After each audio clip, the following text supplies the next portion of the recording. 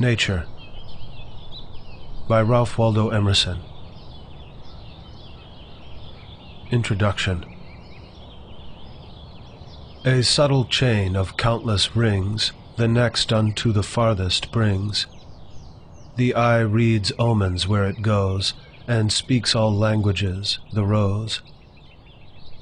And striving to be man, the worm mounts through all the spires of form. Introduction. Our age is retrospective. It builds the sepulchres of the fathers. It writes biographies, histories, and criticism. The foregoing generations beheld God and nature face to face, we through their eyes. Why should not we also enjoy an original relation to the universe? Why should not we have a poetry and philosophy of insight and not of tradition, and a religion by revelation to us, and not the history of theirs? Embosomed for a season in nature, whose floods of life stream around and through us, and invite us by the powers they supply to action proportioned to nature, why should we grope among the dry bones of the past, or put the living generation into masquerade out of its faded wardrobe? The sun shines today also. There is more wool and flax in the fields.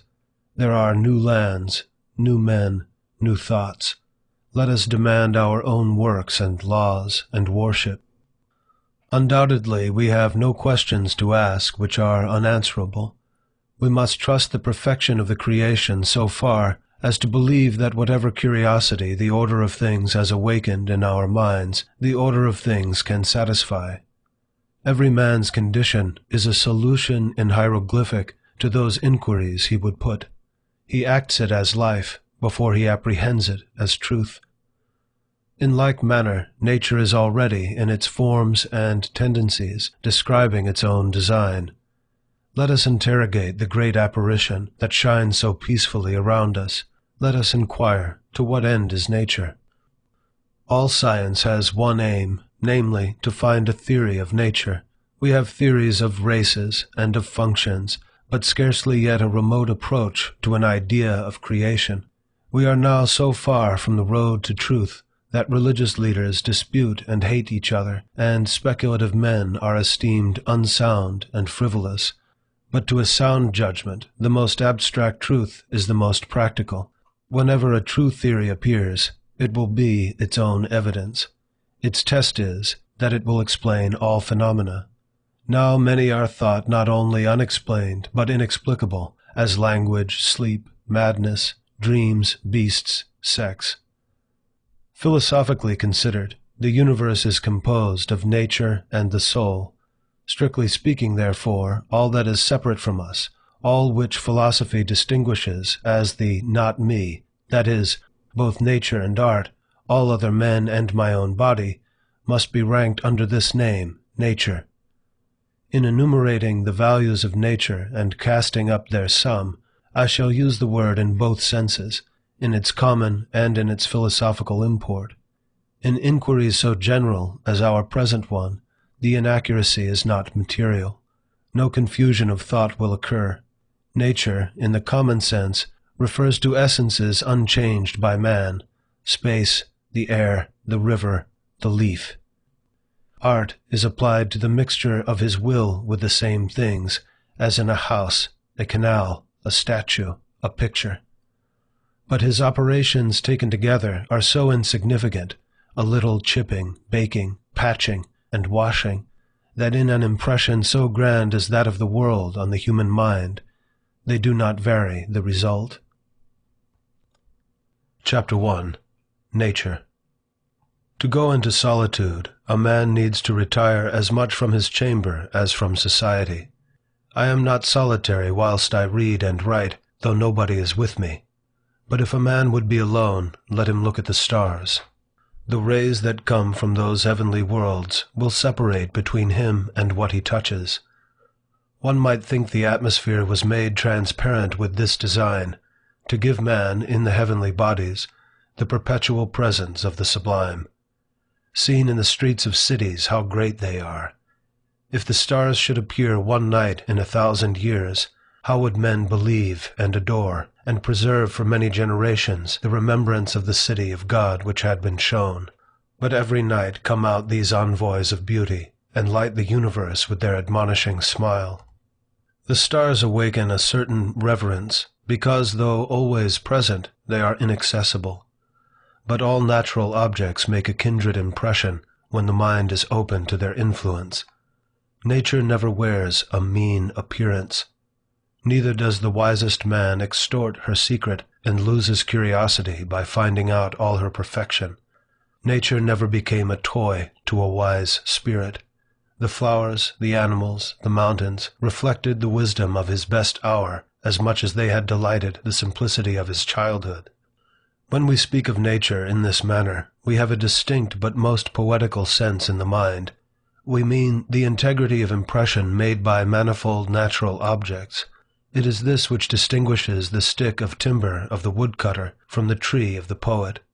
The charming landscape which I saw this morning is indubitably made up of some 20 or 30 farms.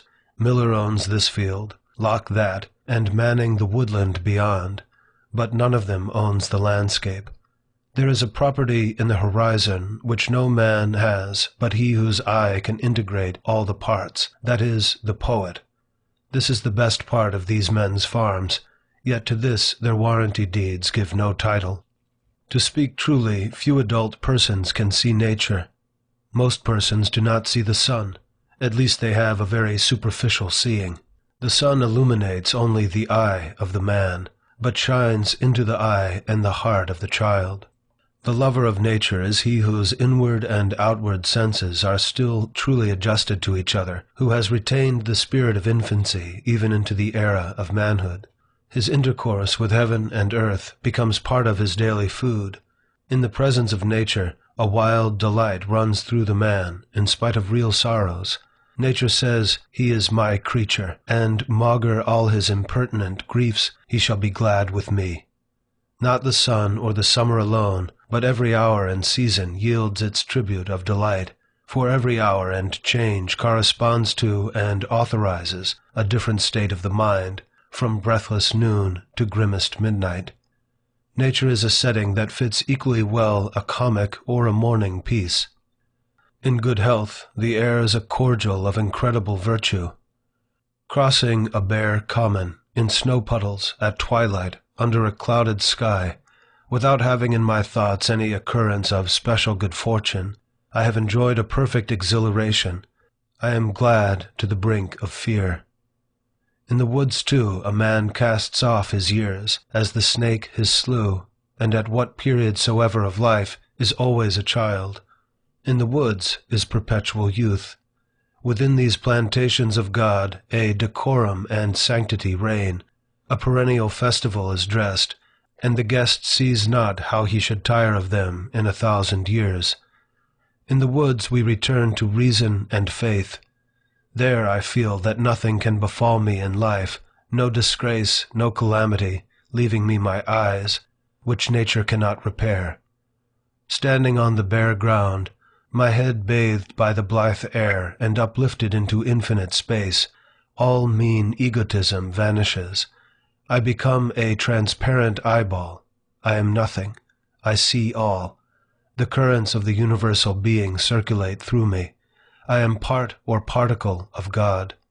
The name of the nearest friend sounds then foreign and accidental. To be brothers, to be acquaintances, master or servant, is then a trifle and a disturbance. I am the lover of uncontained and immortal beauty. In the wilderness I find something more dear and connate than in streets or villages. In the tranquil landscape, and especially in the distant line of the horizon, man beholds somewhat as beautiful as his own nature. The greatest delight which the fields and woods minister is the suggestion of an occult relation between man and the vegetable. I am not alone and unacknowledged. They nod to me, and I to them. The waving of the boughs in the storm is new to me and old. It takes me by surprise, and yet is not unknown. Its effect is like that of a higher thought or a better emotion coming over me when I deemed I was thinking justly or doing right. Yet it is certain that the power to produce this delight does not reside in nature, but in man, or in a harmony of both. It is necessary to use these pleasures with great temperance, for nature is not always tricked in holiday attire, but the same scene which yesterday breathed perfume and glittered as for the frolic of the nymphs is overspread with melancholy today. Nature always wears the color of the spirit.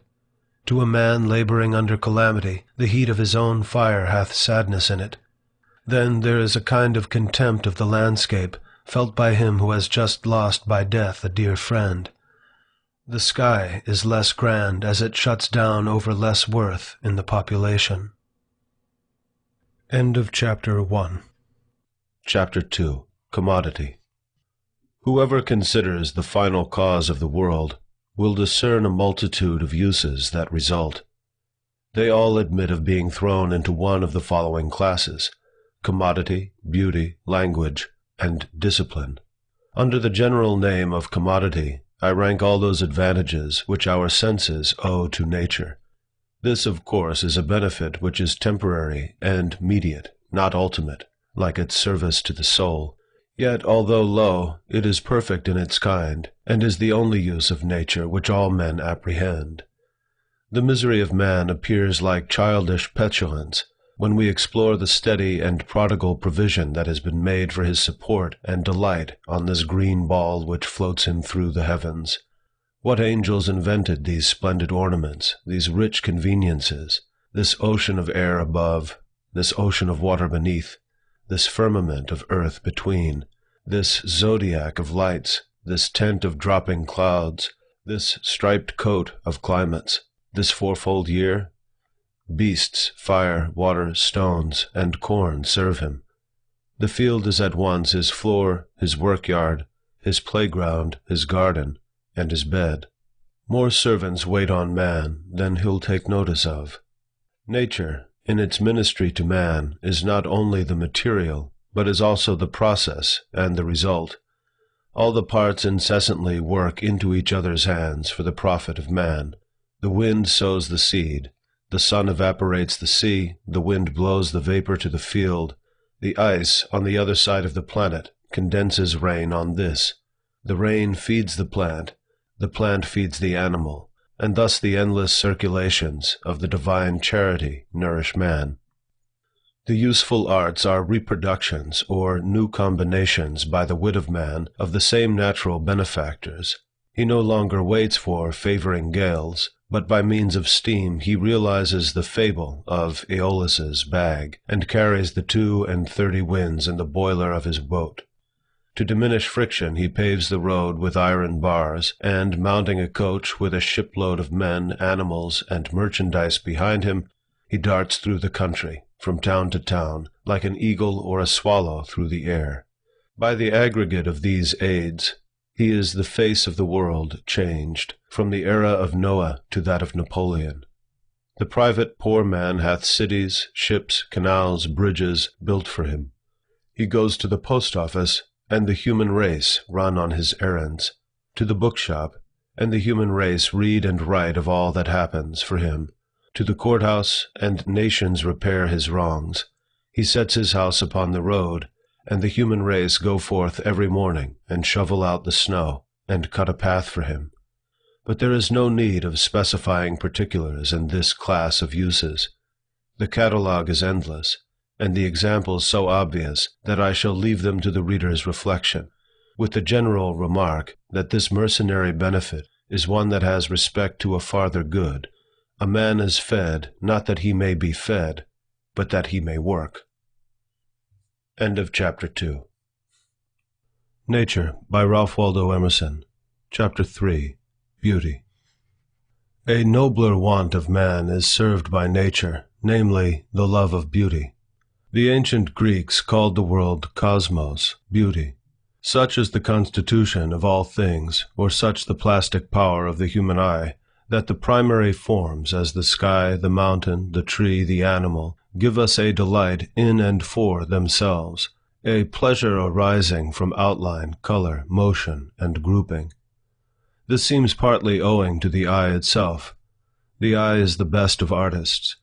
By the mutual action of its structure and of the laws of light, perspective is produced, which integrates every mass of objects, and of what character soever, into a well-colored and shaded globe, so that where the particular objects are mean and unaffecting, the landscape which they compose is round and symmetrical. And as the eye is the best composer, so light is the first of painters. There is no object so foul that intense light will not make beautiful, and the stimulus it affords to the sense, and a sort of infinitude which it hath, like space and time, make all matter gay. Even the corpse has its own beauty, but besides this general grace diffused over nature, almost all the individual forms are agreeable to the eye, as is proved by our endless imitations of some of them, as the acorn, the grape, the pine cone, the wheat ear, the egg, the wings and forms of most birds, the lion's claw, the serpent, the butterfly, seashells, flames, clouds, bugs, leaves, and the forms of many trees, as the palm. For better consideration, we may distribute the aspects of beauty in a threefold manner. 1. First, the simple perception of natural forms is a delight. The influence of the forms and actions in nature is so needful to man that, in its lowest functions, it seems to lie on the confines of commodity and beauty. To the body and mind which have been cramped by noxious work or company, nature is medicinal and restores their tone. The tradesman, the attorney, come out of the din and craft of the street, and sees the sky and the woods, and is a man again. In their eternal calm he finds himself. The health of the eye seems to demand a horizon. We are never tired so long as we can see far enough. But in other hours, nature satisfies by its loveliness, and without any mixture of corporeal benefit. I see the spectacle of morning, from the hilltop over against my house, from daybreak to sunrise, with emotions which an angel might share. The long slender bars of cloud float like fishes in the sea of crimson light. From the earth, as a shore, I look out into that silent sea. I seem to partake its rapid transformations. The act of enchantment reaches my dust, and I dilate and conspire with the morning wind. How does nature deify us with a few and cheap elements? Give me health and a day, and I will make the pomp of emperors ridiculous. The dawn is my Assyria, the sunset and moonrise my Paphos, and unimaginable realms of fairy. Broad noon shall be my England of the senses and the understanding. The night shall be my Germany of mystic philosophy and dreams.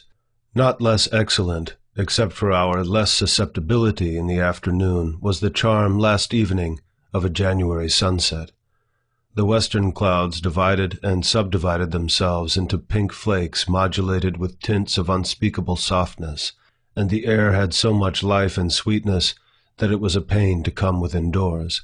What was it that nature would say?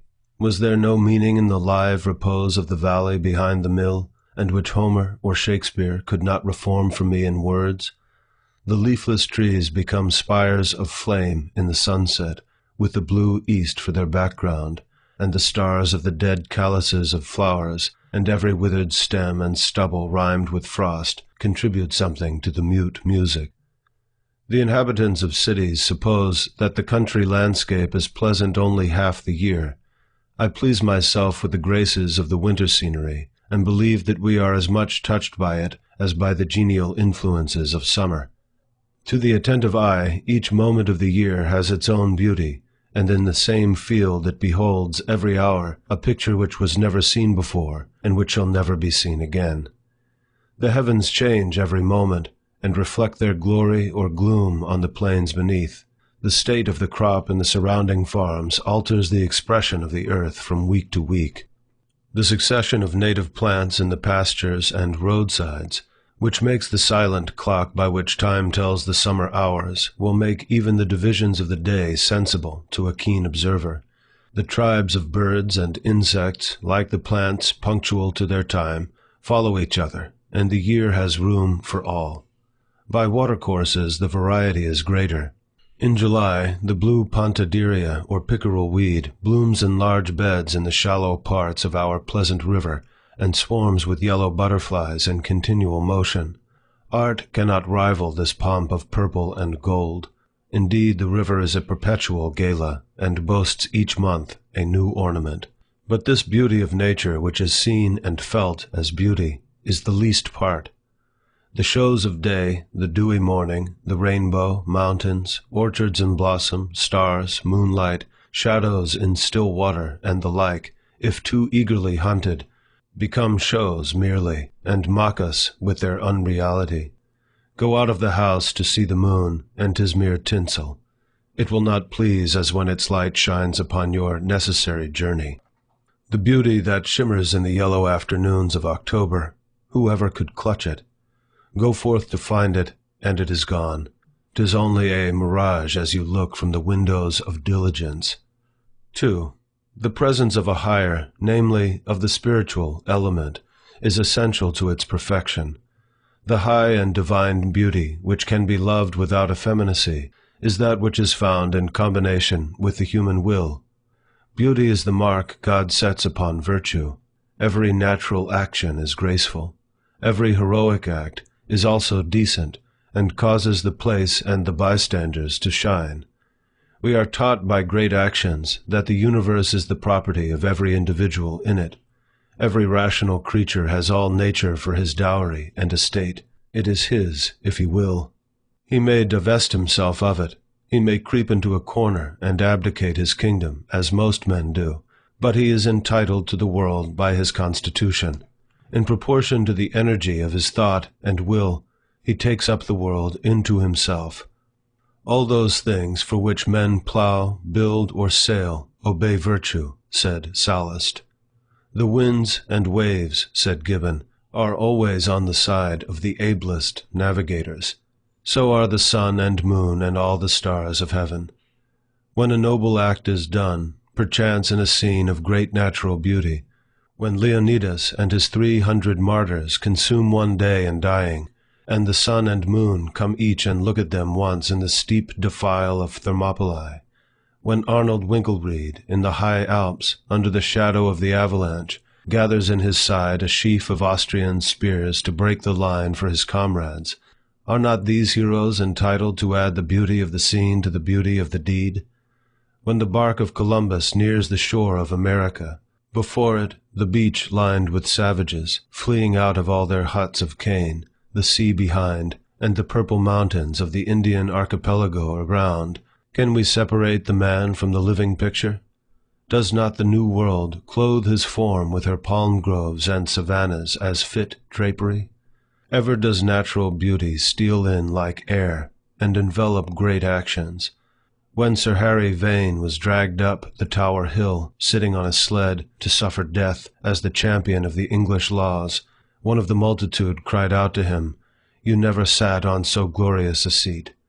Charles II, to intimidate the citizens of London, caused the patriot Lord Russell to be drawn in an open coach through the principal streets of the city, on his way to the scaffold. But, his biographer says, the multitude imagined they saw liberty and virtue sitting by his side. In private places, among sordid objects, an act of truth or heroism seems at once to draw to itself the sky as its temple, the sun as its cradle. Nature stretcheth out her arms to embrace man, only let his thoughts be of equal greatness. Willingly does she follow his steps with the rose and the violet, and bend her lines of grandeur and grace to the decoration of her darling child. Only let his thoughts be of equal scope, and the frame will suit the picture. A virtuous man is in unison with her works, and makes the central figure of the visible sphere. Homer, Pindar, Socrates, Phocion, associate themselves fitly in our memory with the geography and climate of Greece. The visible heavens and earth sympathize with Jesus, and in common life, whosoever has seen a person of powerful character and happy genius will have remarked how easily he took all things along with him, the persons, the opinions, and the day, and nature became ancillary to a man. 3. There is still another aspect under which the beauty of the world may be viewed, namely, as it becomes an object of the intellect. Beside the relation of things to virtue, they have a relation to thought. The intellect searches out the absolute order of things as they stand in the mind of God, and without the colors of affection.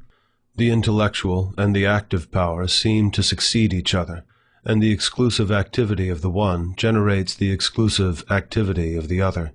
There is something unfriendly in each to the other, but they are like the alternate periods of feeding and working in animals. Each prepares and will be followed by the other. Therefore does beauty, which, in relation to actions, as we have seen, comes unsought, and comes because it is unsought, remain for the apprehension and pursuit of the intellect, and then again, in its turn, of the active power. Nothing divine dies. All good is eternally reproductive. The beauty of nature reforms itself in the mind, and not for barren contemplation, but for new creation. All men are in some degree impressed by the face of the world, some men even to delight. This love of beauty is taste. Others have the same love in such excess that, not content with admiring, they seek to embody it in new forms. The creation of beauty is art. The production of a work of art throws a light upon the mystery of humanity. A work of art is an abstract or epitome of the world. It is the result or expression of nature in miniature. For although the works of nature are innumerable and all different, the result or the expression of them all is similar and single. Nature is a sea of forms radically alike and even unique. A leaf, a sunbeam, a landscape, the ocean, make an analogous impression on the mind. What is common to them all, that perfectness and harmony, is beauty. The standard of beauty is the entire circuit of natural forms, the totality of nature, which the Italians expressed by defining beauty, il più nell'uno. Nothing is quite beautiful alone. Nothing but is beautiful in the whole. A single object is only so far beautiful as it suggests the universal grace.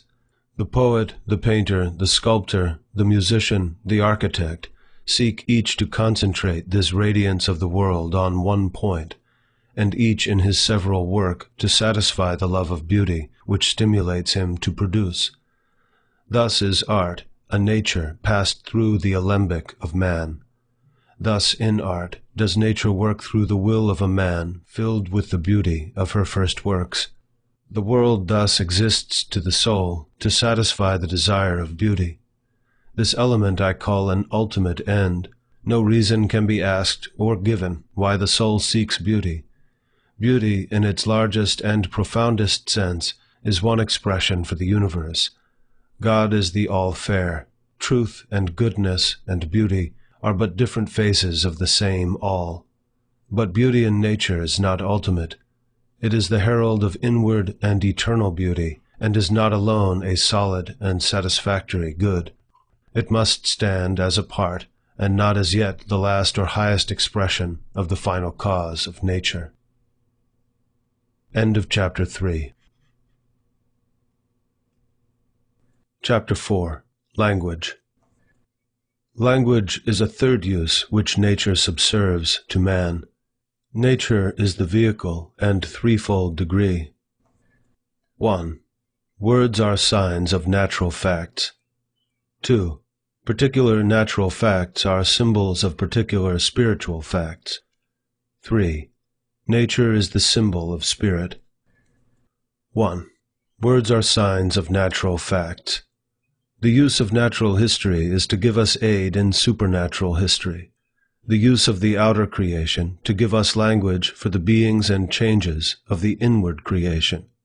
Every word which is used to express a moral or intellectual fact, if traced to its root, is found to be borrowed from some material appearance. Right means straight. Wrong means twisted. Spirit primarily means wind. Transgression, the crossing of a line. Supercilious, the raising of the eyebrow. We say the heart to express emotion, the head to denote thought, and thought and emotion are words borrowed from sensible things, and now appropriated to spiritual nature. Most of the process by which this transformation is made is hidden from us in the remote time when nature was framed, but the same tendency may be daily observed in children. Children and savages use only nouns or names of things, which they convert into verbs and apply to analogous mental acts. 2. But this origin of all words that convey a spiritual import, so conspicuous a fact in the history of language, is our least debt to nature.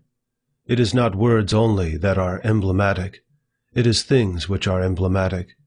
Every natural fact is a symbol of some spiritual fact. Every appearance in nature corresponds to some state of the mind, and that state of the mind can only be described by presenting that natural appearance as its picture.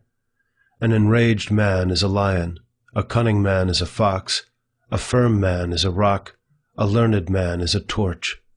A lamb is innocence, a snake is subtle spite. Flowers express to us the delicate affections. Light and darkness are our familiar expression for knowledge and ignorance, and heat for love. Visible distance behind and before us is respectively our image of memory and hope.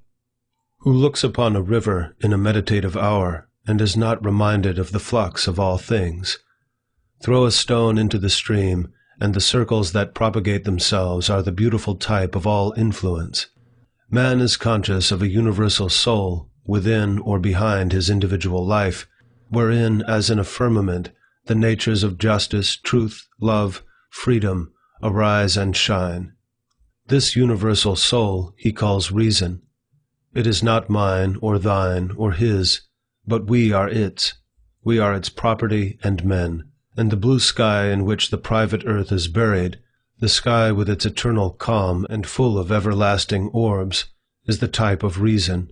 That which, intellectually considered, we call reason, considered in relation to nature, we call spirit. Spirit is the creator. Spirit hath life in itself, and man in all ages and countries embodies it in his language as the Father. It is easily seen that there is nothing lucky or capricious in these analogies, but that they are constant and pervade nature.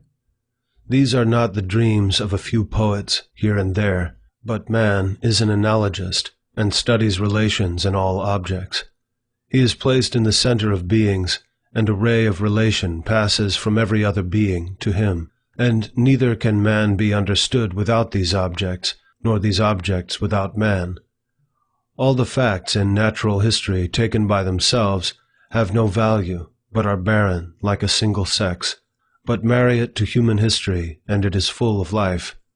Whole floras, all Linnaeus and Buffon's volumes are dry catalogues of facts.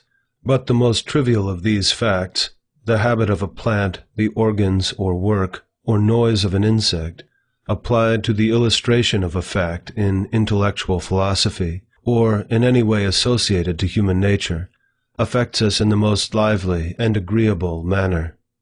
The seed of a plant, to what affecting analogies in the nature of man is that little fruit made use of in all discourse, up to the voice of Paul, who calls the human corpse a seed.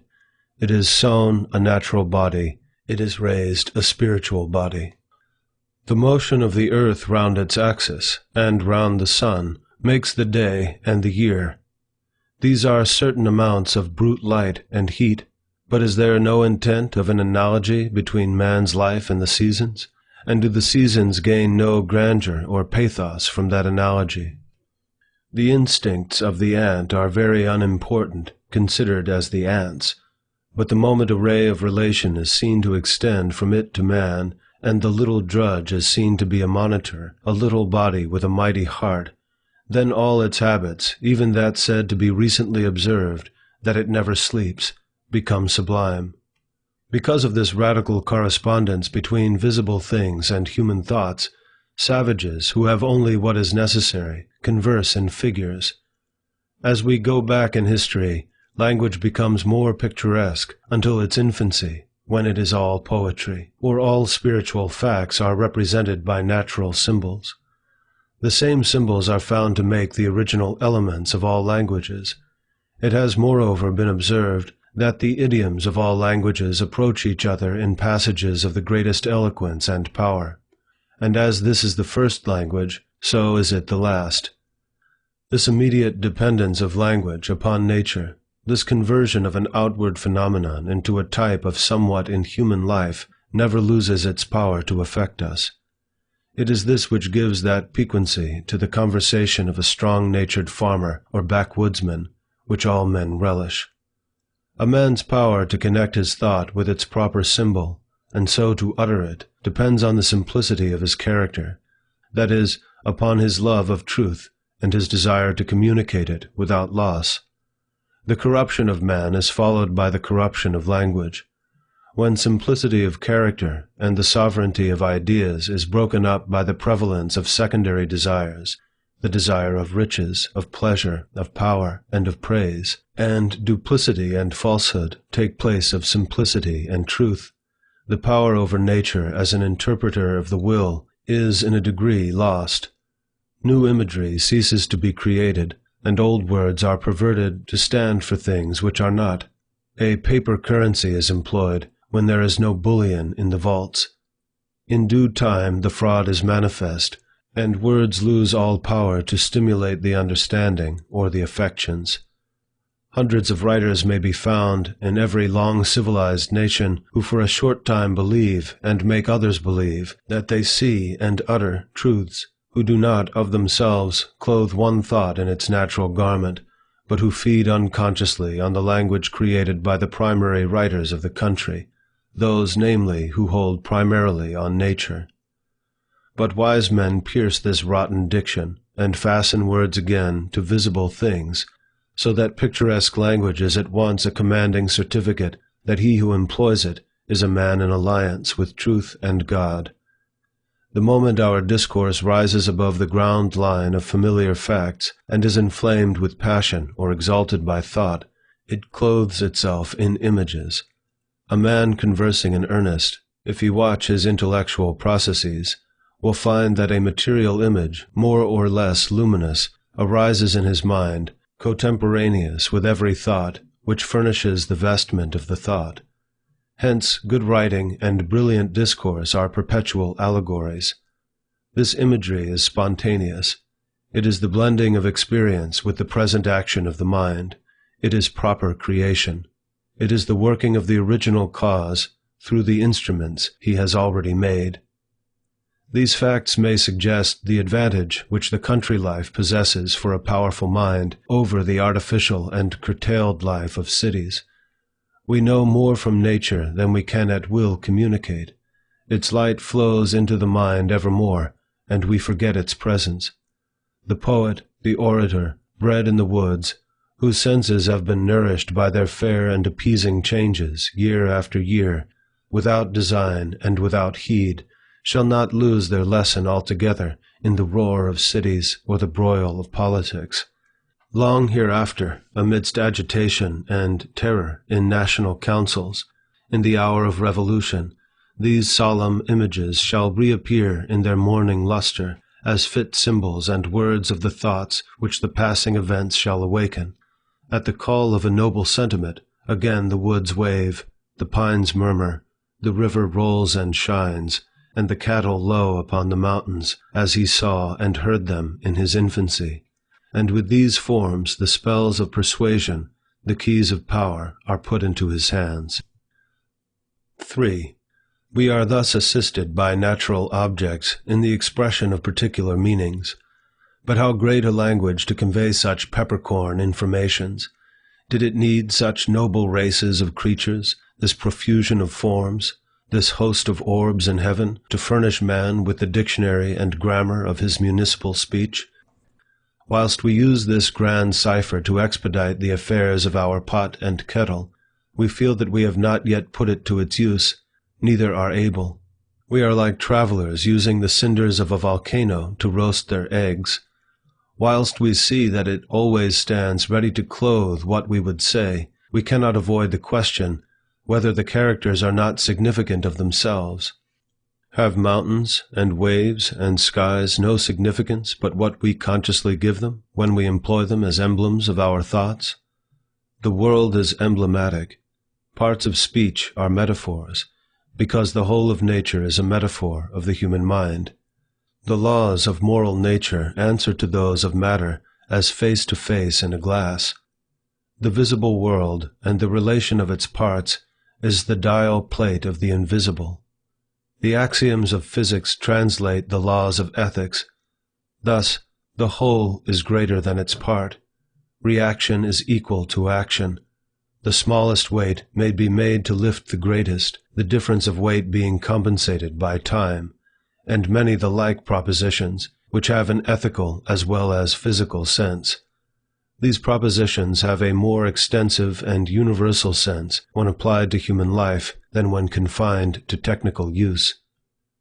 In like manner, the memorable words of history and the proverbs of nations consist usually of a natural fact, selected as a picture or parable of a moral truth. Thus, a rolling stone gathers no moss. A bird in the hand is worth two in the bush. A cripple in the right way will beat a racer in the wrong. Make hay while the sun shines. 'Tis hard to carry a full cup even. Vinegar is the son of wine. The last ounce broke the camel's back. Long-lived trees make roots first, and the like. In their primary sense, these are trivial facts, but we repeat them for the value of their analogical import. What is true of proverbs is true of all fables, parables, and allegories. This relation between the mind and matter is not fancied by some poet, but stands in the will of God, and so is free to be known by all men. It appears to men, or it does not appear. When in fortunate hours we ponder this miracle, the wise man doubts if at all other times he is not blind and deaf.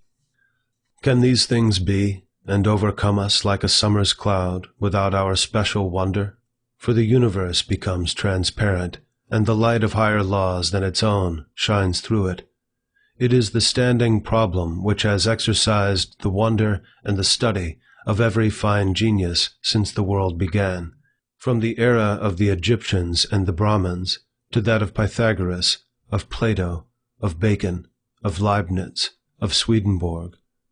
There sits the Sphinx at the roadside, and from age to age, as each prophet comes by, he tries his fortune at reading her riddle. There seems to be a necessity in spirit to manifest itself in material forms, and day and night, river and storm, beast and bird, acid and alkali, pre-exist in necessary ideas in the mind of God, and are what they are by virtue of preceding affections in the world of spirit. A fact is the end or last issue of spirit. The visible creation is the terminus or the circumference of the invisible world.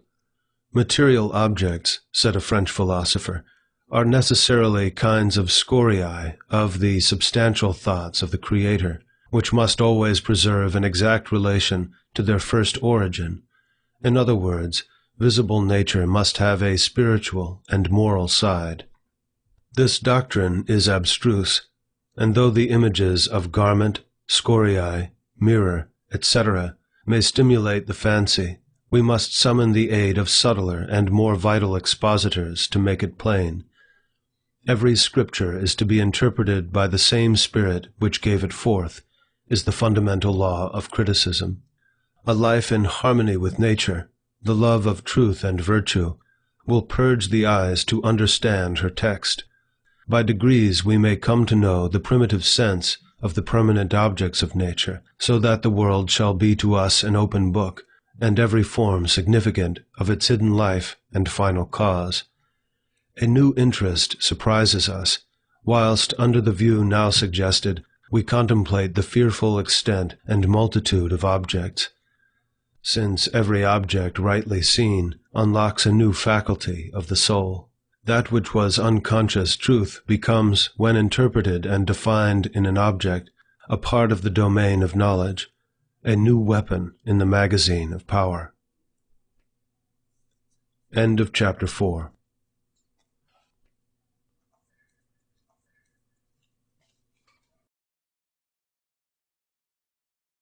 Chapter 5. Discipline. In view of the significance of nature, we arrive at once at a new fact, that nature is a discipline. This use of the world includes the preceding uses as parts of itself. Space, time, society, labor, climate, food, locomotion, the animals, the mechanical forces, give us sincerest lessons day by day, whose meaning is unlimited. They educate both the understanding and the reason. Every property of matter is a school for the understanding, its solidity or resistance, its inertia, its extension, its figure, its divisibility. The understanding adds, divides, combines, measures, and finds nutriment and room for its activity in this worthy scene. Meantime, reason transfers all these lessons into its own world of thought by perceiving the analogy that marries matter and mind. 1. Nature is a discipline of the understanding in intellectual truths. Our dealing with sensible objects is a constant exercise in the necessary lessons of difference, of likeness, of order, of being and seeming, of progressive arrangement, of ascent from particular to general, of combination to one end of manifold forces.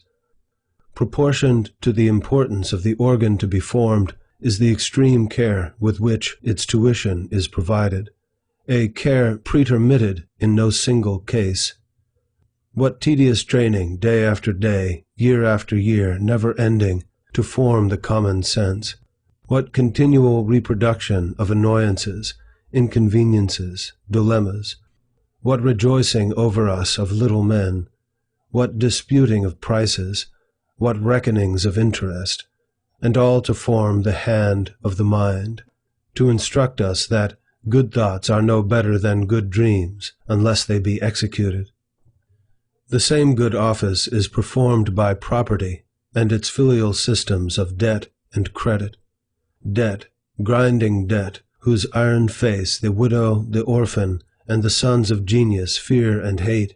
Debt, which consumes so much time, which so cripples and disheartens a great spirit with cares that seem so base, is a preceptor whose lessons cannot be forgone, and is needed most by those who suffer from it most. Moreover, property, which has been well compared to snow, if it fall level today, it will be blown into drifts tomorrow, is the surface action of internal machinery, like the index on the face of a clock. Whilst now it is the gymnastics of the understanding, it is hiving in the foresight of the spirit, experience in profounder laws. The whole character and fortune of the individual are affected by the least inequalities in the culture of the understanding. For example, in the perception of differences. Therefore is space, and therefore time, that man may know that things are not huddled and lumped, but sundered and individual. A bell and a plough have each their use, and neither can do the office of the other. Water is good to drink, coal to burn, wool to wear, but wool cannot be drunk, nor water spun, nor coal eaten. The wise man shows his wisdom in separation, in gradation, and his scale of creatures and of merits is as wide as nature. The foolish have no range in their scale, but suppose every man is as every other man. What is not good they call the worst, and what is not hateful they call the best. In like manner, what good heed nature forms in us. She pardons no mistakes. Her yea is yea, and her nay, nay. The first steps in agriculture, astronomy, zoology, those first steps which the farmer, the hunter, and the sailor take, teach that nature's dice are always loaded, that in her heaps and rubbish are concealed sure and useful results. How calmly and genially the mind apprehends one after another the laws of physics. What noble emotions dilate the mortal as he enters into the counsels of the creation, and feels by knowledge the privilege to be. His insight refines him. The beauty of nature shines in his own breast, Man is greater that he can see this, and the universe less, because time and space relations vanish as laws are known. Here again, we are impressed and even daunted by the immense universe to be explored. What we know is a point to what we do not know. Open any recent journal of science, and weigh the problems suggested concerning light, heat, electricity, magnetism, physiology, geology, and judge whether the interest of natural science is likely to be soon exhausted. Passing by many particulars of the discipline of nature, we must not omit to specify two. The exercise of the will, or the lesson of power, is taught in every event. From the child's successive possession of his several senses up to the hour when he saith, "Thy will be done," he is learning the secret, that he can reduce under his will not only particular events, but great classes, nay, the whole series of events, and so conform all facts to his character. Nature is thoroughly mediate. It is made to serve. It receives the dominion of man as meekly as the ass on which the Savior rode. It offers all its kingdoms to man, as the raw material which he may mold into what is useful. Man is never weary of working it up. He forges the subtle and delicate air into wise and melodious words, and gives them wing as angels of persuasion and command. One after another, his victorious thought comes up with and reduces all things, until the world becomes at last only a realized will, the double of the man. 2. Sensible objects conform to the premonitions of reason and reflect the conscience. All things are moral, and in their boundless changes have an unceasing reference to spiritual nature. Therefore is nature glorious with form, color, and motion, that every globe in the remotest heaven, every chemical change from the rudest crystal up to the laws of life, every change of vegetation from the first principle of growth in the eye of a leaf to the tropical forest and antediluvian coal mine, every animal function from the sponge up to Hercules, shall hint or thunder to man the laws of right and wrong, and echo the 10 Commandments. Therefore is nature ever the ally of religion, lends all her pomp and riches to the religious sentiment. Prophet and priest, David, Isaiah, Jesus, have drawn deeply from this source. This ethical character so penetrates the bone and marrow of nature as to seem the end for which it was made. Whatever private purpose is answered by any member or part, this is its public and universal function, and is never omitted. Nothing in nature is exhausted in its first use. When a thing has served an end to the uttermost, it is wholly new for an ulterior service. In God, every end is converted into a new means. Thus the use of commodity, regarded by itself, is mean and squalid. But it is to the mind an education in the doctrine of use, namely, that a thing is good only so far as it serves, that a conspiring of parts and efforts to the production of an end is essential to any being. The first and gross manifestation of this truth is our inevitable and hated training in values and wants, in corn and meat. It has already been illustrated that every natural process is a version of a moral sentence. The moral law lies at the center of nature and radiates to the circumference. It is the pith and marrow of every substance, every relation, and every process.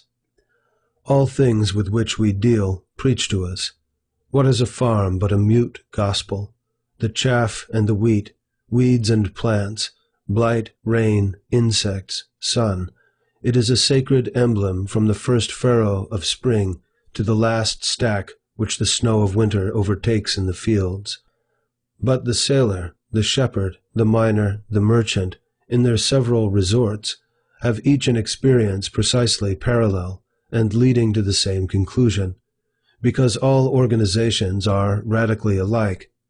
Nor can it be doubted that this moral sentiment which thus scents the air grows in the grain and impregnates the waters of the world, is caught by man and sinks into his soul. The moral influence of nature upon every individual is that amount of truth which it illustrates to him. Who can estimate this? Who can guess how much firmness the sea-beaten rock has taught the fisherman, how much tranquility has been reflected to man from the azure sky, over whose unspotted deeps the winds forevermore drive flocks of stormy clouds, and leave no wrinkle or stain? How much industry and providence and affection we have caught from the pantomime of brutes? What a searching preacher of self-command is the varying phenomenon of health! Herein is especially apprehended the unity of nature, the unity in variety, which meets us everywhere. All the endless variety of things make an identical impression. Xenophanes complained in his old age that, look where he would, all things hastened back to unity. He was weary of seeing the same entity in the tedious variety of forms. The fable of Proteus has a cordial truth. A leaf, a drop, a crystal, a moment of time is related to the whole, and partakes of the perfection of the whole. Each particle is a microcosm, and faithfully renders the likeness of the world. Not only resemblances exist in things whose analogy is obvious, as when we detect the type of the human hand in the flipper of the fossil saurus, but also in objects wherein there is great superficial unlikeness. Thus architecture is called frozen music by de Stael and Goethe. Vitruvius thought an architect should be a musician. A Gothic church, said Coleridge, is a petrified religion. Michelangelo maintained that, to an architect, a knowledge of anatomy is essential. In Haydn's oratorios, the notes present to the imagination not only motions as of the snake, the stag, and the elephant, but colors also, as the green grass. The law of harmonic sounds reappears in the harmonic colors. The granite is differenced in its laws only by the more or less of heat from the river that wears it away. The river, as it flows, resembles the air that flows over it. The air resembles the light, which traverses it with more subtle currents. The light resembles the heat, which rides with it through space. Each creature is only a modification of the other. The likeness in them is more than the difference, and their radical law is one and the same. A rule of one art, or a law of one organization, holds true throughout nature. So intimate is this unity that, it is easily seen, it lies under the undermost garment of nature, and betrays its source in universal spirit, for it pervades thought also. Every universal truth, which we express in words, implies or supposes every other truth. Omne verum vero consonat. It is like a great circle on a sphere, comprising all possible circles, which, however, may be drawn and comprise it in like manner. Every such truth is the absolute end seen from one side, but it has innumerable sides. The central unity is still more conspicuous in actions. Words are finite organs of the infinite mind. They cannot cover the dimensions of what is in truth. They break, chop, and impoverish it. An action is the perfection and publication of thought. A right action seems to fill the eye and to be related to all nature. The wise man, in doing one thing, does all, or, in the one thing he does rightly, he sees the likeness of all which is done rightly. Words and actions are not the attributes of brute nature. They introduce us to the human form, of which all other organizations appear to be degradations. When this appears among so many that surround it, the spirit prefers it to all others. It says, "From such as this have I drawn joy and knowledge. In such as this have I found and beheld myself. I will speak to it. It can speak again. It can yield me thought already formed and alive." In fact, the I, the mind, is always accompanied by these forms, male and female, and these are incomparably the richest informations of the power and order that lie at the heart of things. Unfortunately, every one of them bears the marks as of some injury, is marred and superficially defective. Nevertheless, far different from the deaf and dumb nature around them, these all rest like fountain pipes on the unfathomed sea of thought and virtue, whereto they alone of all organizations are the entrances. It were a pleasant inquiry to follow into detail their ministry to our education, but where would it stop? We are associated in adolescent and adult life with some friends who, like skies and waters, are coextensive with our idea, who, answering each to a certain affection of the soul, satisfy our desire on that side, whom we lack power to put at such focal distance from us that we can mend or even analyze them. We cannot choose but love them.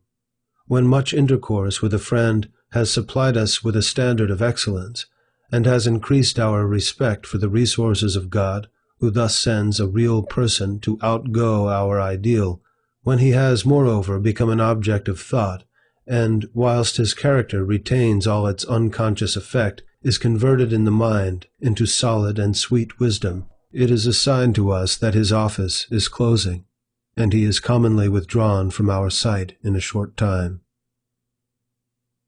End of chapter 5. Chapter 6. Idealism.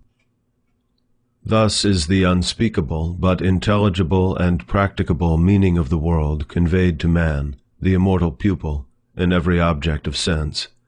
To this one end of discipline all parts of nature conspire. A noble doubt perpetually suggests itself, whether this end be not the final cause of the universe, and whether nature outwardly exists. It is a sufficient account of that appearance we call the world, that God will teach a human mind, and so makes it the receiver of a certain number of congruent sensations, which we call sun and moon, man and woman, house and trade.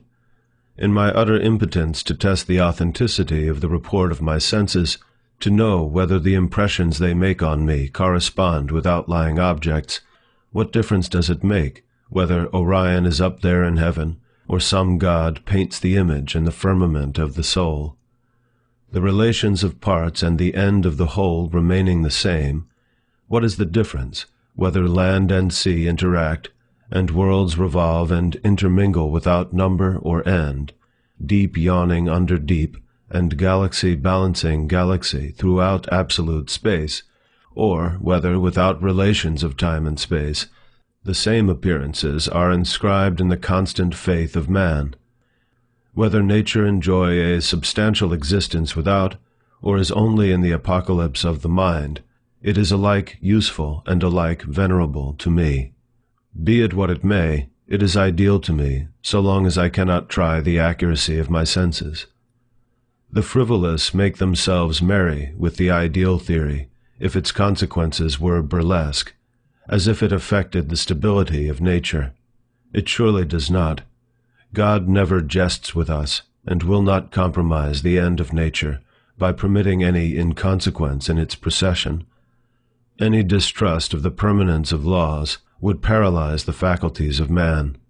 Their permanence is sacredly respected, and his faith therein is perfect. The wheels and springs of man are all set to the hypothesis of the permanence of nature. We are not built like a ship to be tossed, but like a house to stand. It is a natural consequence of this structure that, so long as the active powers predominate over the reflective, we resist with indignation any hint that nature is more short-lived or mutable than spirit. The broker, the wheelwright, the carpenter, the tollman, are much displeased at the intimation. But whilst we acquiesce entirely in the permanence of natural laws, the question of the absolute existence of nature still remains open. It is the uniform effect of culture on the human mind, not to shake our faith in the stability of particular phenomena, as of heat, water, azote, but to lead us to regard nature as a phenomenon, not a substance, to attribute necessary existence to spirit, to esteem nature as an accident and an effect. To the senses and the unrenewed understanding belongs a sort of instinctive belief in the absolute existence of nature. In their view, man and nature are indissolubly joined. Things are ultimates, and they never look beyond their sphere. The presence of reason mars this faith. The first effort of thought tends to relax this despotism of the senses, which binds us to nature as if we were a part of it, and shows us nature aloof and, as it were, afloat. Until this higher agency intervened, the animal eye sees, with wonderful accuracy, sharp outlines and colored surfaces.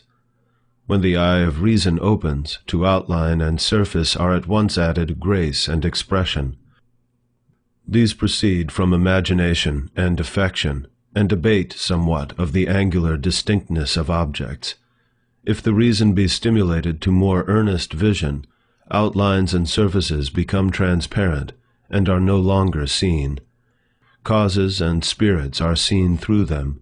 The best moments of life are these delicious awakenings of the higher powers, and the reverential withdrawing of nature before its God. Let us proceed to indicate the effects of culture. 1. Our first institution in the ideal philosophy is a hint from nature herself. Nature is made to conspire with spirit to emancipate us. Certain mechanical changes, a small alteration in our local position, apprises us of a dualism. We are strangely affected by seeing the shore from a moving ship, from a balloon, or through the tints of an unusual sky. The least change in our point of view gives the whole world a pictorial air. The man who seldom rides needs only to get into a coach and traverse his own town to turn the street into a puppet show. The men, the women, talking, running, bartering, fighting, the earnest mechanic, the lounger, the beggar, the boys, the dogs, are unrealized at once, or at least wholly detached from all relation to the observer, and seen as apparent, not substantial beings. What new thoughts are suggested by seeing a face of country quite familiar in the rapid movement of the railroad car? Nay, the most wanted objects make a very slight change in the point of vision, please us most. In a camera obscura, the butcher's cart and the figure of one of our own family amuse us. So a portrait of a well-known face gratifies us. Turn the eyes upside down by looking at the landscape through your legs, and how agreeable is the picture, though you have seen it any time these 20 years. In these cases, by mechanical means, is suggested the difference between the observer and the spectacle, between man and nature. Hence arises a pleasure mixed with awe. I may say, a low degree of the sublime is felt from the fact, probably, that man is hereby apprised that, whilst the world is a spectacle, something in himself is stable. 2. In a higher manner, the poet communicates the same pleasure.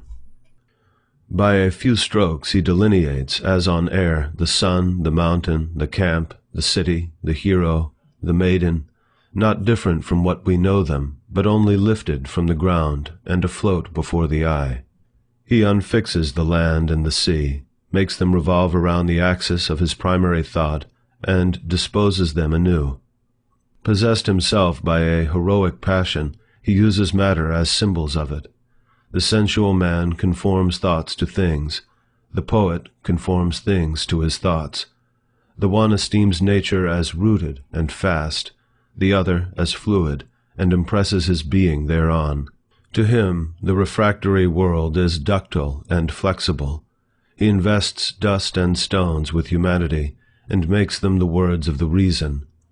The imagination may be defined to be the use which the reason makes of the material world. Shakespeare possesses the power of subordinating nature for the purposes of expression beyond all poets.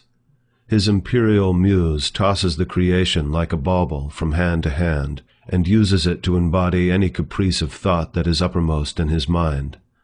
The remotest spaces of nature are visited, and the farthest sundered things are brought together by a subtle spiritual connection. We are made aware that magnitude of material things is relative, and all objects shrink and expand to serve the passion of the poet.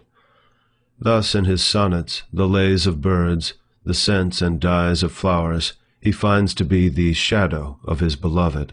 Time, which keeps her from him, is his chest. The suspicion she has awakened is her ornament.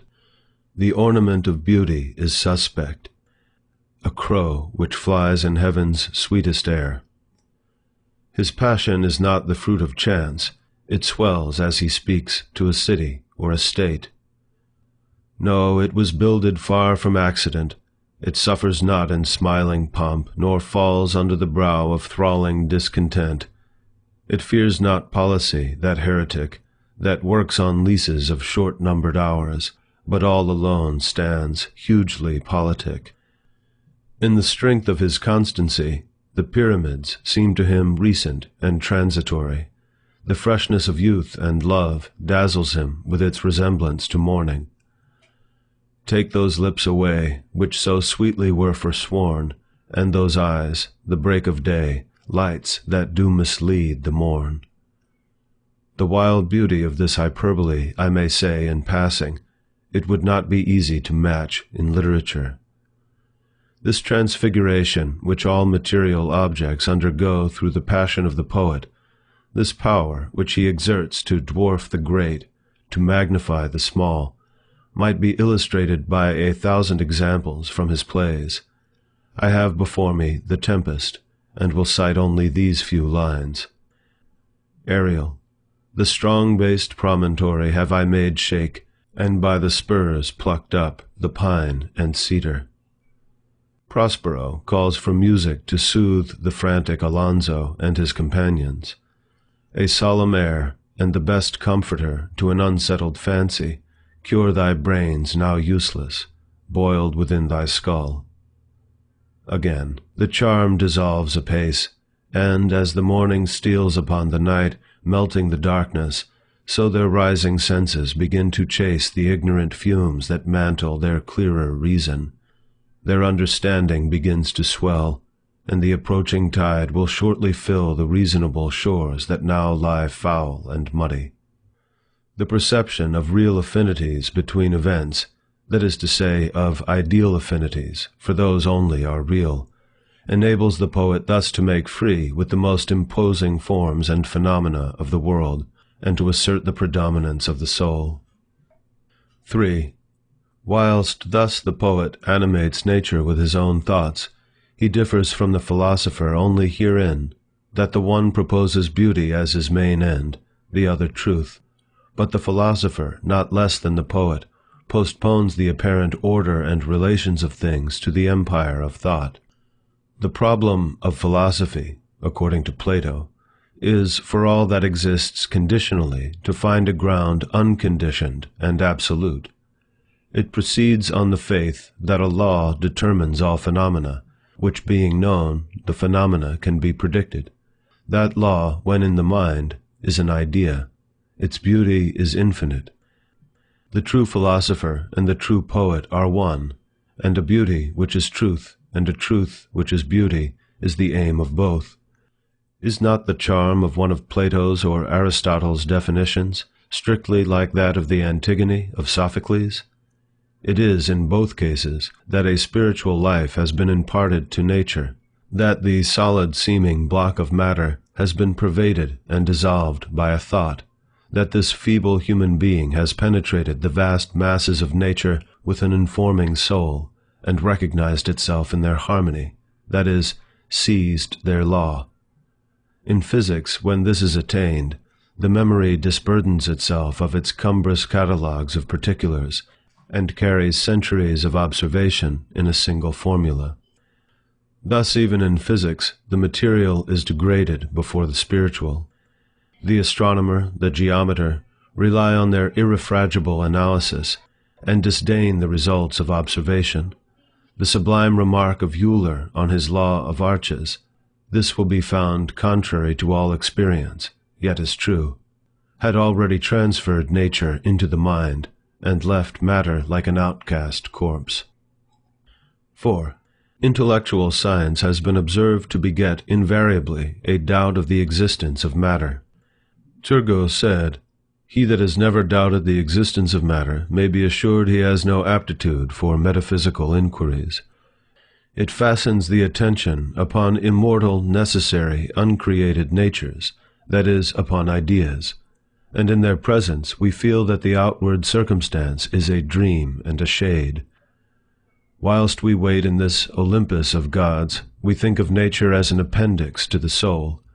We ascend into their region, and know that these are the thoughts of the Supreme Being. These are they who were set up from everlasting, from the beginning, or ever the earth was. When he prepared the heavens, they were there. When he established the clouds above, when he strengthened the fountains of the deep, then they were by him, as one brought up with him. Of them he took counsel. Their influence is proportionate. As objects of science, they are accessible to few men, yet all men are capable of being raised by piety or by passion into their region, and no man touches these divine natures without becoming in some degree himself divine. Like a new soul, they renew the body. We become physically nimble and lightsome. We tread on air. Life is no longer irksome, and we think it will never be so. No man fears age or misfortune or death in their serene company, for he is transported out of the district of change. Whilst we behold unveiled the nature of justice and truth, we learn the difference between the absolute and the conditional or relative. We apprehend the absolute. As it were, for the first time, we exist. We become immortal, for we learn that time and space are relations of matter, that, with a perception of truth or a virtuous will, they have no affinity. 5. Finally, religion and ethics, which may be fitly called the practice of ideas, or the introduction of ideas into life, have an analogous effect with all lower culture, in degrading nature and suggesting its dependence on spirit. Ethics and religion differ herein, that the one is the system of human duties, commencing from man, the other from God.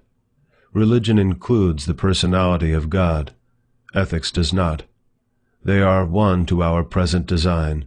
They both put nature underfoot. The first and last lesson of religion is, the things that are seen are temporal, the things that are unseen are eternal. It puts an affront upon nature. It does that for the unschooled, which philosophy does for Berkeley and Vyasa. The uniform language that may be heard in the churches of the most ignorant sects is, condemn the insubstantial shows of the world. They are vanities, dreams, shadows, unrealities. Seek the realities of religion. The devotee flouts nature. Some theosophists have arrived at a certain hostility and indignation towards matter, as the Manichaean and Plotinus. They distrusted in themselves any looking back to these fleshpots of Egypt. Plotinus was ashamed of his body. In short, they might all say of matter what Michelangelo said of external beauty. It is the frail and weary weed in which God dresses the soul, which he has called into time. It appears that motion, poetry, physical and intellectual science, and religion all tend to affect our convictions of the reality of the external world. But I own there is something ungrateful in expanding too curiously the particulars of the general proposition that all culture tends to imbue us with idealism. I have no hostility to nature, but a child's love to it. I expand and live in the warm day like corn and melons. Let us speak her fair.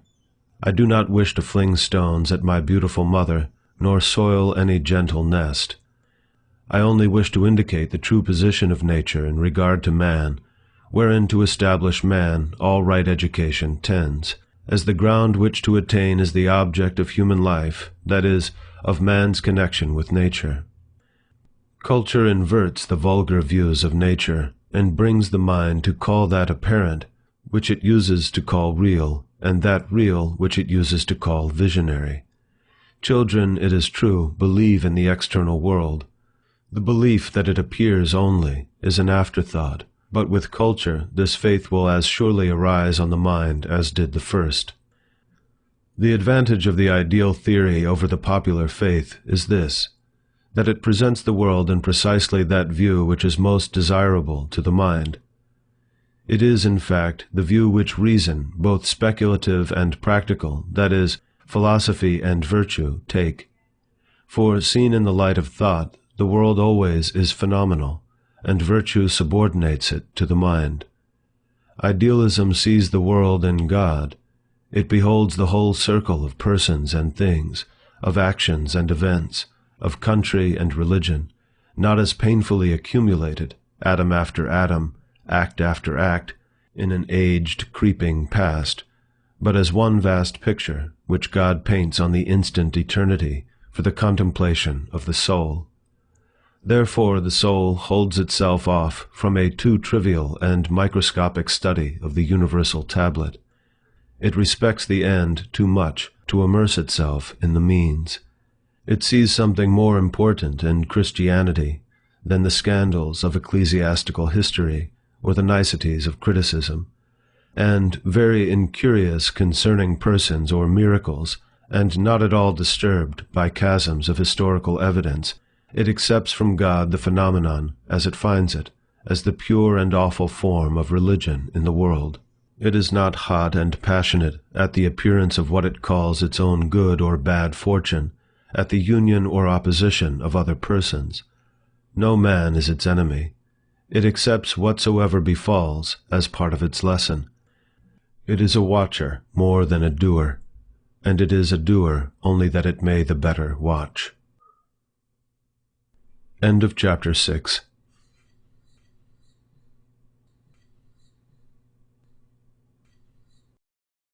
Chapter 7. Spirit. It is essential to a true theory of nature and of man that it should contain somewhat progressive, uses that are exhausted, or that may be, and facts that end in the statement, cannot be all that is true of this brave lodging wherein man is harbored, and wherein all his faculties find appropriate and endless exercise. And all the uses of nature admit of being summed in one, which yields the activity of man an infinite scope.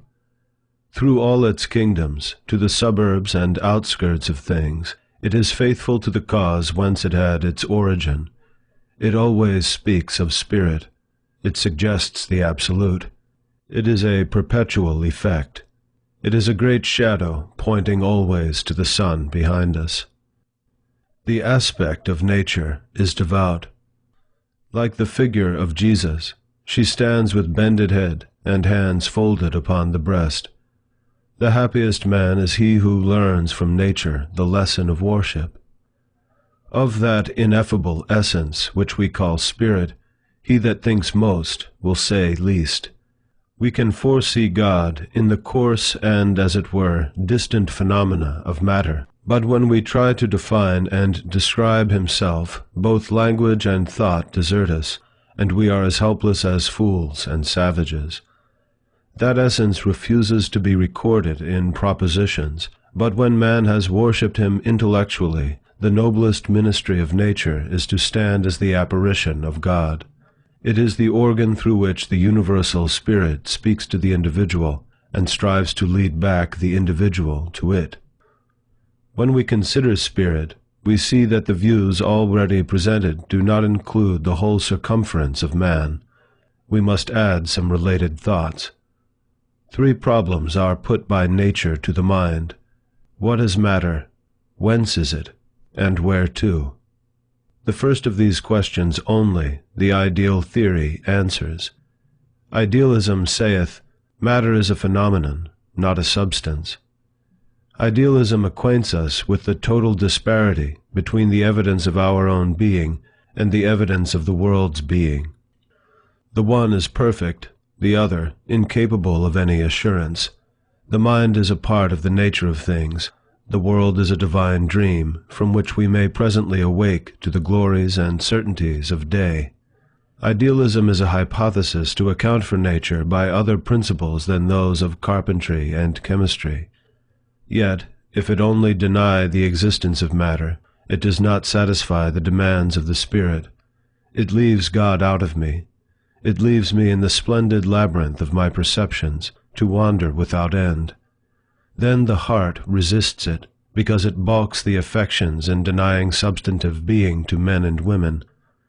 Nature is so pervaded with human life that there is something of humanity in all, and in every particular.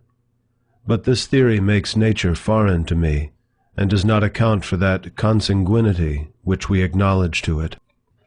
Let it stand, then, in the present state of our knowledge, merely as a useful introductory hypothesis, serving to apprise us of the eternal distinction between the soul and the world. But when, following the invisible steps of thought, we come to inquire, whence is matter, and where to, many truths arise to us out of the recesses of consciousness. We learn that the highest is present to the soul of man, that the dread universal essence, which is not wisdom or love or beauty or power, but all in one, and each entirely, is that for which all things exist, and that by which they are. That Spirit creates, that behind nature, throughout nature, Spirit is present, one and not compound. It does not act upon us from without, that is, in space and time, but spiritually, or through ourselves. Therefore, that Spirit, that is, the Supreme Being, does not build up nature around us, but puts it forth through us, as the life of the tree puts forth new branches and leaves through the pores of the old. As a plant upon the earth, so a man rests upon the bosom of God. He is nourished by unfailing fountains, and draws at his need inexhaustible power. Who can set bounds to the possibilities of man? Once inhale the upper air, being admitted to behold the absolute natures of justice and truth, and we learn that man has access to the entire mind of the Creator, is himself the Creator in the finite. This view, which admonishes me where the sources of wisdom and power lie, and points to virtue as to the golden key which opes the palace of eternity, carries upon its face the highest certificate of truth, because it animates me to create my own world through the purification of my soul. The world proceeds from the same spirit as the body of man. It is a remoter and inferior incarnation of God, a projection of God in the unconscious. But it differs from the body in one important respect. It is not, like that, now subjected to the human will. Its serene order is inviolable by us. It is, therefore, to us the present expositor of the divine mind. It is a fixed point whereby we may measure our departure. As we degenerate, the contrast between us and our house is more evident. We are as much strangers in nature as we are aliens from God. We do not understand the notes of birds. The fox and the deer run away from us. The bear and tiger rend us. We do not know the uses of more than a few plants, as corn and the apple, the potato and the vine. Is not the landscape, every glimpse of which hath a grandeur, a face of him? Yet this may show us what discord is between man and nature, for you cannot freely admire a noble landscape if laborers are digging in the field hard by. The poet finds something ridiculous in his delight until he is out of sight of men. End of Chapter 7. Chapter 8. Prospects. In inquiries respecting the laws of the world and the frame of things, the highest reason is always the truest.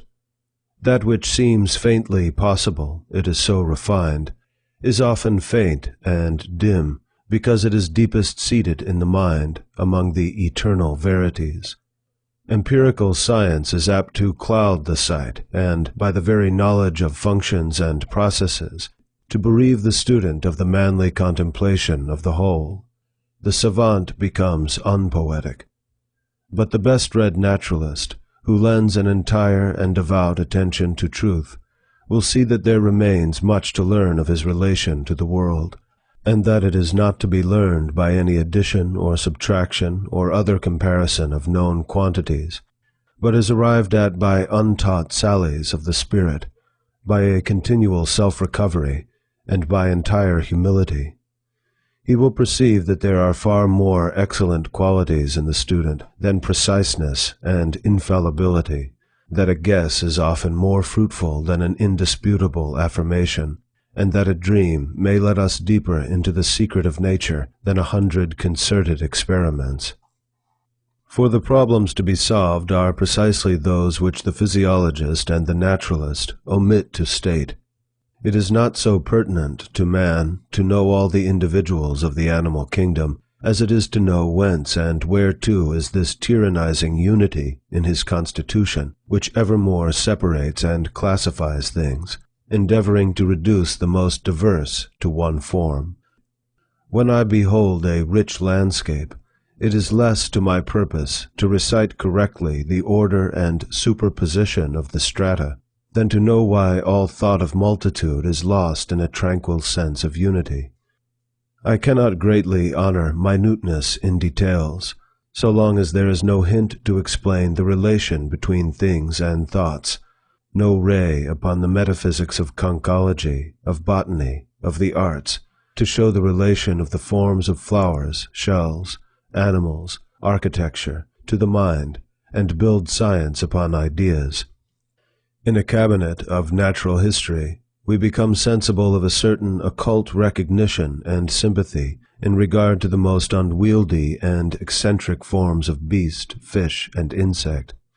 The American who has been confined in his own country to the sight of buildings designed after foreign models is surprised on entering York Minster or St. Peter's at Rome by the feeling that these structures are imitations also, faint copies of an invisible archetype.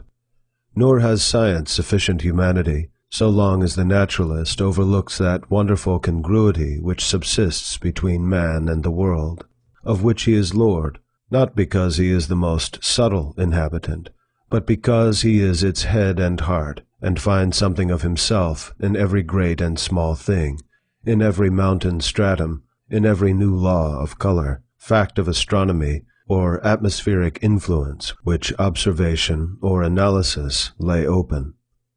A perception of this mystery inspires the muse of George Herbert, the beautiful psalmist of the 17th century. The following lines are part of his little poem on man. Man is all symmetry, full of proportions, one limb to another, and to all the world besides. Each part may call the farthest brother, for head with foot hath private amity, and both with moons and tides. Nothing hath got so far, but man hath caught and kept it as his prey. His eyes dismount the highest star. He is in little all the sphere. Herbs gladly cure our flesh, because that they find their acquaintance there. For us the winds do blow, the earth doth rest, heaven move, and fountains flow. Nothing we see but means our good, as our delight, or as our treasure. The whole is either our cupboard of food, or cabinet of pleasure. The stars have us to bed. Night draws the curtain, which the sun withdraws. Music and light attend our head. All things unto our flesh are kind, in their descent and being, to our mind, in their ascent and cause. More servants wait on man than he'll take notice of. In every path he treads down that which doth befriend him, when sickness makes him pale and wan. O mighty love, man is one world, and hath another to attend him. The perception of this class of truths makes the attraction which draws men to science, but the end is lost sight of in attention to the means. In view of this half-sight of science, we accept the sentence of Plato that poetry comes nearer to vital truth than history. Every surmise and vaticination of the mind is entitled to a certain respect, and we learn to prefer imperfect theories and sentences which contain glimpses of truth to digested systems which have no one valuable suggestion. A wise writer will feel that the ends of study and composition are best answered by announcing undiscovered regions of thought, and so communicating, through hope, new activity to the torpid spirit. I shall therefore conclude this essay with some traditions of man and nature, which a certain poet sang to me, and which, as they have always been in the world, and perhaps reappear to every bard, may be both history and prophecy. The foundations of man are not in matter, but in spirit. But the element of spirit is eternity. To it, therefore, the longest series of events, the oldest chronologies are young and recent. In the cycle of the universal man, from whom the known individuals proceed, centuries are points, and all history is but the epoch of one degradation. We distrust and deny inwardly our sympathy with nature. We own and disown our relation to it by turns. We are, like Nebuchadnezzar, dethroned, bereft of reason, and eating grass like an ox. But who can set limits to the remedial force of spirit? A man is a god in ruins. When men are innocent, life shall be longer, and pass into the immortal as gently as we awake from dreams. Now the world would be insane and rabid if these disorganizations should last for hundreds of years. It is kept in check by death and infancy. Infancy is the perpetual Messiah, which comes into the arms of fallen men and pleads with them to return to paradise. Man is the dwarf of himself. Once he was permeated and dissolved by spirit. He filled nature with his overflowing currents. Out from him sprang the sun and moon, from man the sun, from woman the moon. The laws of his mind, the periods of his actions externized themselves into day and night, into the year and the seasons. But having made for himself this huge shell, his waters retired. He no longer fills the veins and veinlets. He is shrunk to a drop. He sees that the structure still fits him, but fits him colossally. Say rather, once it fitted him, now it corresponds to him from far and on high. He adores timidly his own work. Now is man the follower of the sun, and woman the follower of the moon. Yet sometimes he starts in his slumber, and wonders at himself and his house, and muses strangely at the resemblance betwixt him and it. He perceives that if his law is still paramount, if still he have elemental power, if his word is sterling yet in nature, it is not conscious power. It is not inferior, but superior to his will. It is instinct. Thus my Orphic poet sang. At present, man applies to nature but half his force. He works on the world with his understanding alone. He lives in it, and masters it by a penny wisdom. And he that works most in it is but a half man.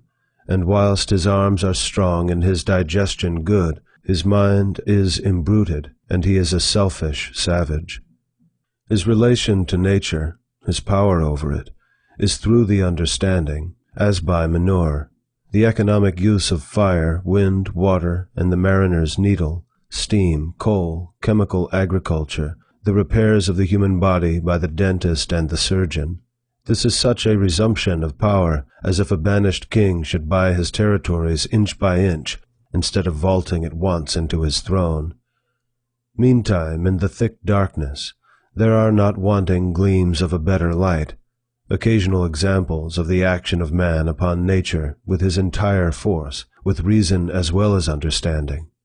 Such examples are the traditions of miracles in the earliest antiquity of all nations, the history of Jesus Christ, the achievements of a principle, as in religious and political revolutions, and in the abolition of the slave trade, the miracles of enthusiasm, as those reported of Swedenborg, Hohenlohe, and the Shakers, many obscure and yet contested facts now arranged under the name of animal magnetism, prayer, eloquence, self-healing, and the wisdom of children. These are examples of reason's momentary grasp of the scepter, the exertions of a power which exists not in time or space, but an instantaneous instreaming, causing power. The difference between the actual and the ideal force of man is happily figured by the schoolman in saying that the knowledge of man is an evening knowledge, vespertina cognitio, but that of God is a morning knowledge, matutina cognitio. The problem of restoring to the world original and eternal beauty is solved by the redemption of the soul. The ruin or the blank that we see when we look at nature is in our own eye. The axis of vision is not coincident with the axis of things, and so they appear not transparent, but opaque. The reason why the world lacks unity and lies broken and in heaps is because man is disunited with himself. He cannot be a naturalist until he satisfies all the demands of the spirit. Love is as much its demand as perception. Indeed, neither can be perfect without the other. In the uttermost meaning of the words, thought is devout, and devotion is thought. Deep calls unto deep. But in actual life, the marriage is not celebrated. There are innocent men who worship God after the tradition of their fathers, but their sense of duty has not yet extended to the use of all their faculties. And there are patient naturalists, but they freeze their subject under the wintry light of the understanding. Is not prayer also a study of truth, a sally of the soul into the unfound infinite? No man ever prayed heartily without learning something. But when a faithful thinker, resolute to detach every object from personal relations, and see it in the light of thought, shall at the same time kindle science with the fire of the holiest affections, then will God go forth anew into the creation. It will not need, when the mind is prepared for study, to search for objects. The invariable mark of wisdom is to see the miraculous in the common. What is a day? What is a year? What is summer? What is woman? What is a child? What is sleep? To our blindness, these things seem unaffecting. We make fables to hide the baldness of the fact and conform it, as we say, to the higher law of the mind. But when the fact is seen under the light of an idea, the gaudy fable fades and shrivels. We behold the real higher law. To the wise, therefore, a fact is true poetry, and the most beautiful of fables. These wonders are brought to our own door. You also are a man. Man and woman, and their social life, poverty, labor, sleep, fear, fortune, are known to you. Learn that none of these things is superficial, but that each phenomenon has its roots in the faculties and affections of the mind. Whilst the abstract question occupies your intellect, nature brings it in the concrete to be solved by your hands. It were a wise inquiry for the closet to compare point by point, especially at remarkable crises in life, our daily history, with the rise and progress of ideas in the mind. So shall we come to look at the world with new eyes. It shall answer the endless inquiry of the intellect, what is truth, and of the affections, what is good, by yielding itself passive to the educated will. Then shall come to pass what my poet said, nature is not fixed, but fluid. Spirit alters, molds, makes it. The immobility or bruteness of nature is the absence of spirit. To pure spirit it is fluid, it is volatile, it is obedient. Every spirit builds itself a house, and beyond its house a world, and beyond its world a heaven. Know then that the world exists for you. For you is the phenomenon perfect.